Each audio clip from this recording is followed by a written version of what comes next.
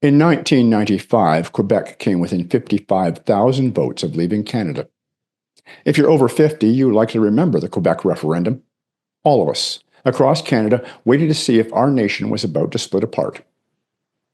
While Canada, in its current form, has only existed since 1949, when Newfoundland became the 10th province, or if you want to be very sticky with your history, only since 1999, when none of it split off from the Northwest Territories, Quebec was one of the original 4 provinces that formed the Confederation in 1867. And so all of Canada watched with bated breath to see if a 130-year-old country was about to fall apart. And now, 30 years later, Alberta is talking independence. Polls show that 52% of Canadians take this talk seriously. And the most recent poll in Alberta itself has 36% of Albertans ready to go it alone. And while 36% is not the required 50% plus 1, a little more history puts that figure in perspective. A month before the 1995 Quebec referendum, polls showed 39% of Quebecers favoring independence. But over the following month, that figure grew to 47%. And then, on the day of the referendum itself, 49.4% of Quebecers voted in favor. It was that close. Alberta stands at 36%. But a referendum there could be as much as a year away. Plenty of time to sway the undecided. Time for Mark Carney's globalist green energy policies to continue to cost the Alberta oil and gas sector. To continue to anger a province which, since the inception of Pierre Trudeau's national energy policy, has seen tens of billions of dollars every year flow eastward, while Western concerns have been ignored by Ottawa.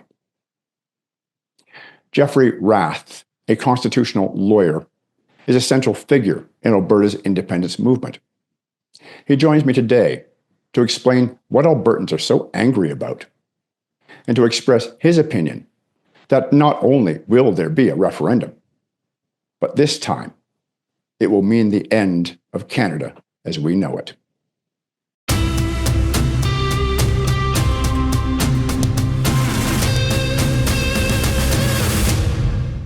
Jeff, welcome to the show.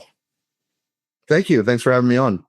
And it's going to be a real interesting discussion. For our viewers who don't know your past, you have been a lawyer for 30 years. You've been involved in some of the biggest cases pushing back against the government overreach, especially in the last few years. Most famously, the Ingram case here in Alberta, which resulted in the courts deciding that the lockdowns in Alberta were illegal. To my knowledge, the only province where that has happened so far. And now, in recent years, you've also been heavily involved with the Alberta Prosperity Project, which is pushing for greater sovereignty for Alberta and quite possibly secession. So, we've elected this guy that thinks that capitalism has to be stopped in its tracks. And the only solution is to elect technocratic World Economic Forum bureaucrats like himself to become the virtual dictators of us in every aspect of our life. That's why they want to control our free speech. That's why they want to take our firearms away. That's why, they want digital bank currency, right? I mean, Carney was a big proponent of going in and freezing and seizing people's bank accounts without a warrant, without judges involved. Simply, I'm a banker. I can just press a button and your account is frozen. I think that's a great idea. So interestingly, I was talking to some people the other day, and as you can imagine, with what we're working on now in terms of the Alberta referendum and referendum question, I'm talking to a lot of people.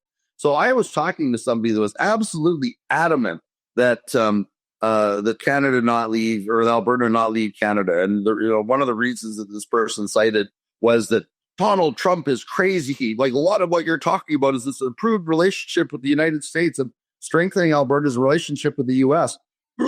Donald Trump is crazy, and he's an existential threat. And I said, have you ever read Mark Carney's book, Values? If you want to see somebody who's crazy and who's an existential threat, read Mark Carney's own words, right? In terms of what his worldview is. And I understand, I've never met the woman and I've never read anything that she's written, I understand that Carney's wife is even nuttier than he is, on all the climate things, that they want to do. Right. But I mean, anybody that isn't up on this, I mean, all you have to do is read Mark Carney's book, Values, or go to the World Economic Forum website and read their book, The Great Reset, where they talk about how nobody will ever own nobody will own anything more, but everybody will be happy. Well, we know that's bullshit because people will continue to own things, but it's the billionaires, and it's not even the billionaires. It's the trillionaires now. It's the trillionaire class that are literally amassing all of the world's wealth by looting our national treasuries under the guise of the stupid climate emergency that they've created, the so-called climate emergency that they've been touting, to harm us. And again, so getting back to the Supreme Court, sorry, that was just a long rip into how much Albertans think about all this climate nonsense. But the Supreme Court, so we have this case, the climate reference, right, goes to the Supreme Court on a division of powers issue. It's clearly, does the federal government have the jurisdiction under the Constitution of Canada, 1867, to interfere with provincial resources and provincial resource extractions, under the guise of a phony climate emergency, right? Well, the Supreme Court, because they are nothing if not deferential to government, as opposed to, concerned about the rights of the citizens, said, oh, the government said that, that CO2 is an existential threat. And because it's an existential threat to the world, it's an existential threat to Canada. And because it's an existential threat to Canada, we can't get hung up on the strict reading and wording of the Constitution of Canada and be worried about the fact that the federal government are, in fact, entrenching on provincial jurisdiction. This existential threat means that we have to rule in favor of the government, because if they tell us that something is a threat, we have to take judicial notice of that threat and, make our rulings accordingly. Sorry, Alberta, even though the Alberta Court of Appeal ruled in your favor on division of powers in a proper judicially considered decision, we're overturning that because this is an emergency. It's an existential threat. So, right. That's the foolishness that Albertans need to get out from under, the benefits. And you have to understand that the Alberta independence movement, there's a real undercurrent in the independence movement. And this may be why we're seeing, some pushback from, Danielle Smith and her cabinet, and why, even though Bill 54 passed this morning, lowering the threshold of votes that we're going to need to have a referendum in Alberta, there's a lot of MLAs, and I think Danielle Smith herself, that are really nervous about what's going to happen next when Alberta is voted out of Canada. Because obviously there's a lot of people in the independence movement in Alberta that are looking forward to a constitutional convention and changing the Constitution of Alberta to put actual protections into an Alberta Constitution that can't be tampered with by the legislature, the legislature at whim, right? So, and that's, so we're talking loosely, in terms of a new constitutional structure in Alberta, of following a U.S. model where we have an elected legislature on population. We have an elected Senate where Senate seats are recorded by regions of the province, counterbalancing the legislature so that, rural areas in Alberta will be able to counterbalance the population of the cities. There's lots of people, obviously, that want to be a Republic of Alberta, that want to sever ties with the monarchy or even any reference to our past. But there are obviously a lot of, I would call them, soft sovereignists. I don't like the word separatist, but, soft sovereignists that still have, that attachment to the monarchy, to our, history as a Commonwealth country.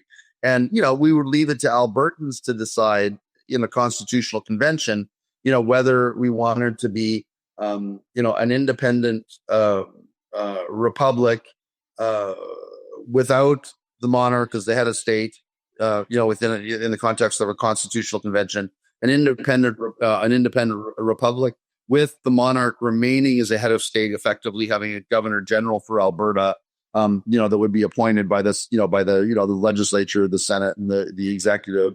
Or alternatively, would we want to be, completely, or would we want to remain in the present Westminster system that, has literally seen, Danielle Smith go from libertarian princess, to the Dark Queen of Alberta, where she has literally unlimited power, of the executive deposited in the hands of her chief of staff, Rob Smith, who now is the head of the Alberta bureaucracy and controls all the deputy ministers, the ministers' departments, et cetera. Like very few people know in Alberta. And again, this is one of the things that we in the independence movement, and that we're fighting the evils of government overreach through COVID are really concerned about. Most people in Alberta don't know that a minister, let's say the minister of, let's just pick one, social services or whatever, can't fire his own deputy minister, right? If there's a deputy minister in that department that he's not getting along with, or is obstructing policies, or is behaving, he's in ways that are more supportive of whoever the former party in power was, those people are form the permanent bureaucracy, and a minister can't fire them. Only the premier's chief of staff can fire them. And those people are damn near impossible to get out. They're like, they're literally like bed bugs, right? You can't get rid of them. They're all, just burrowed into government. And they're the ones that, I kind of laughed actually when Rachel, as an example, when Rachel Notley got elected. Oh my God, no, the province is going to die. Rachel Notley, Rachel Notley's in charge. I said, oh, don't worry about it. I said, she can't really do that much damage. The bureaucracy actually runs this place, right? And they won't let her do anything that's particularly bad. Well, the NDP, though, they learned their lesson. So, they were slowly weeding out, people that they thought were obstructionists and replacing them with their own socialists and botnets within the bureaucracy. And they've been doing it, in all the regulatory boards and panels. Surgeons literally tell, none of whom have practiced law for years, telling doctors, who are on the front lines of medicine, what they can and can't prescribe and how they're supposed to practice medicine. And if they don't follow, the dictates of the authoritarian College of Physicians and Surgeons, that they're going to lose their medical licenses, et cetera, et cetera. That's what happened. That's sort of the dangers of this when a party like the NDP gets into power and they infiltrate, all of their own little bed bugs into the democracy, right? So Right. we'd obviously want a constitution that would greatly restrain, the rights, or not the rights, but the greatly restrain the powers and privileges of the bureaucracy. Flip the pyramid upside down and put the people in charge by having us, adopting some elements of the Swiss Constitution, where you can recall legislators, you could recall or have recall votes for senators, you have recall votes for even the prime minister or president of of a new Alberta with only 50,000 signatures.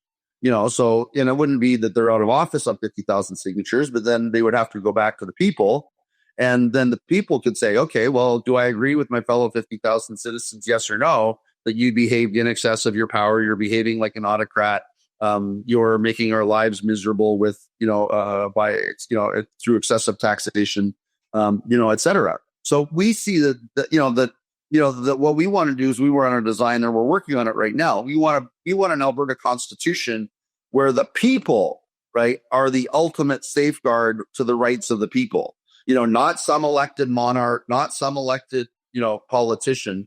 That the people themselves are going to be able to protect themselves, from the abuses of government and government bureaucrats, in their day-to-day lives.